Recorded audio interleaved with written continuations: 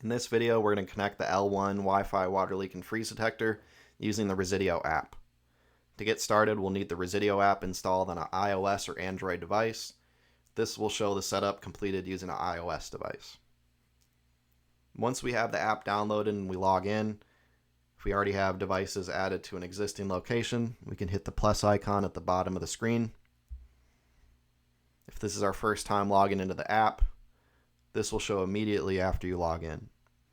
We'll select the device we'd like to add, in this case the L1 Wi-Fi water leak and freeze detector, and then choose a location. If we already have a location tied to the account, we can select an existing location, and it is important to choose the same location if we're pairing this with the L5 Wi-Fi water shutoff valve, which is located at the same home or business. We can also select create new location at the very bottom if we'd like to create a new location for this device. In this case, let's use our existing location home. Next, we'll give the detector a name. We can choose a name for the detector by using one of the names already created, shown on the list below, or we can select create a custom name at the very bottom and give the detector a custom name. It's important to give this a unique name, especially if we have multiple detectors within the home or business. In this case, I'm going to use Attic, one of the pre-configured names.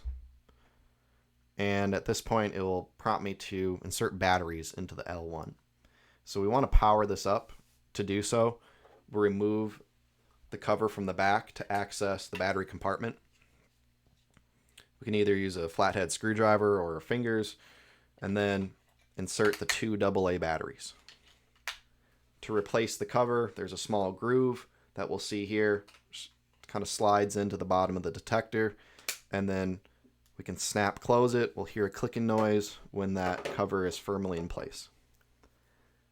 At this point, we can hit next, and it will prepare us to connect the sensor. So prepare sensor to connect.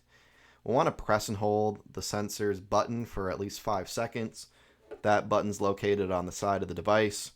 We'll press and hold this for about 5 seconds until the blue LED appears. And we can see that blue LED appear, and now it's flashing blue. At this point, we can hit next. The app will show searching for smart water sensors. It's important to make sure that Bluetooth is enabled on our iOS or Android device prior to install. This will take a few moments here. During this time, that LED will flash blue on the L1 detector.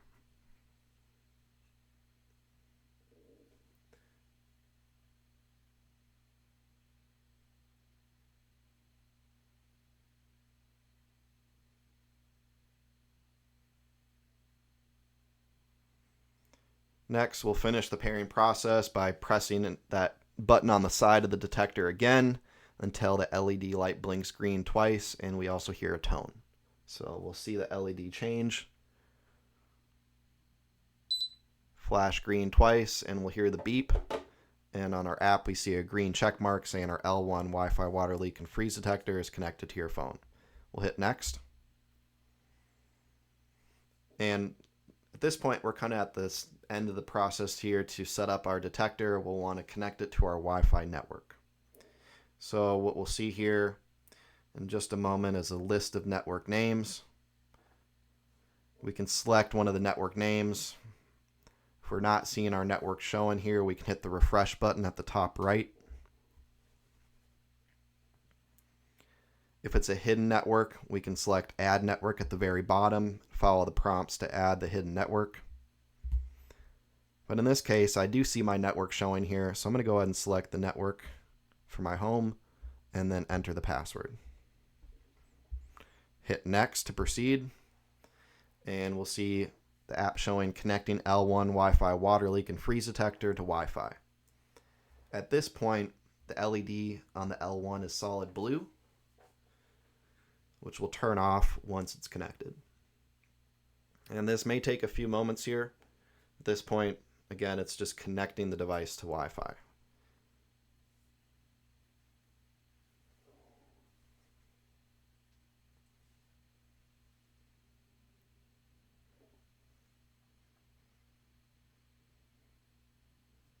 And we'll just give this just another moment here as it finishes up its connection process. You can see the LED turned off, and we get a green check mark here in our app saying your L1 Wi-Fi water leak and freeze detector is configured and added to your account. We can hit done.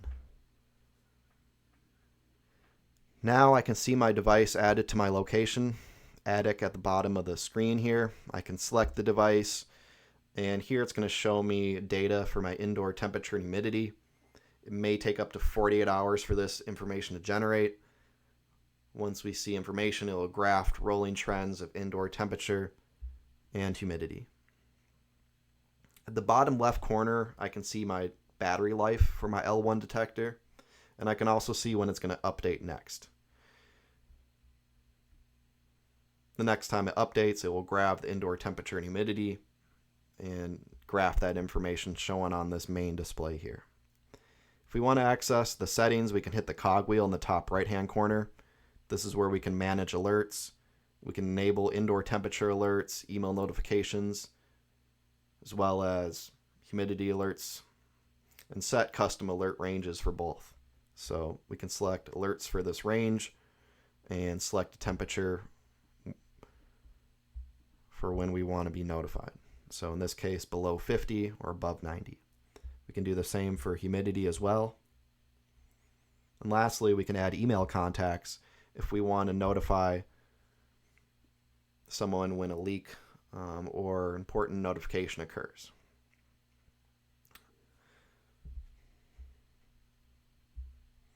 If we go back to the menu here, we can view the battery status in this screen as well.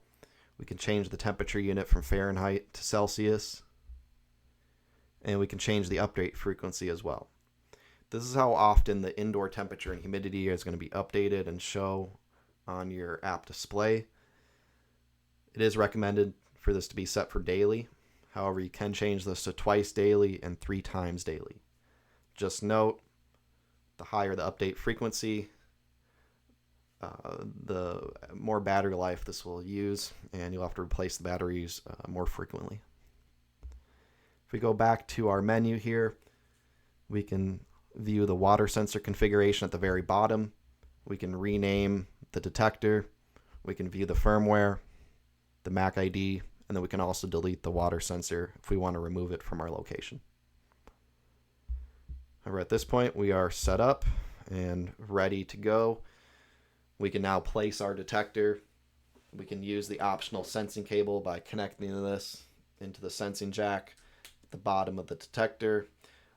And then we can mount this on a wall using the keyhole mount, or use this for floor placement.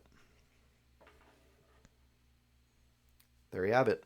That is the setup for the L1 Wi-Fi water leak and freeze detector.